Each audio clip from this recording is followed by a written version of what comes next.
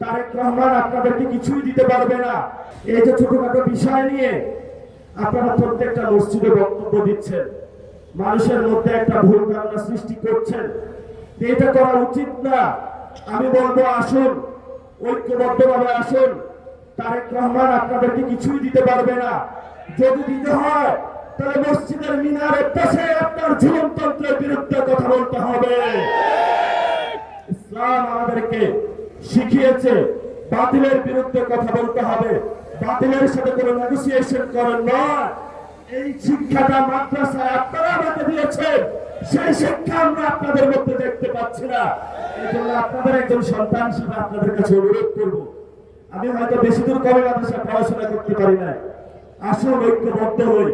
5 তারিখে যেইভাবে চন্দ্রনারায়ণ হুজুর থেকে শুরু করে 24-এ হেফাজতি বাইরা থেকে শুরু করে কোনো পরিচয় ছিল না, সবাই আমরা রাজপথে ঐক্যবদ্ধভাবে শহীদদের সাথে ছিলাম, আহতদের সাথে ছিলাম, বাংলাদেশের সংস্কারের জন্য ছিলাম।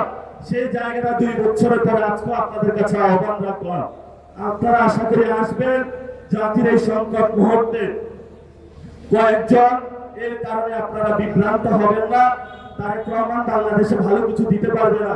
সবাই ভালো থাকবেন, নিরাপদে থাকবেন, আশেপাশে দেখে রাখবেন যারা ছাত্রদল, যুবদল, বিএনপির সন্ত্রাসী, তারা যাতে জনগণের উপরে কোনো অত্যাচার না চালাইতে পারে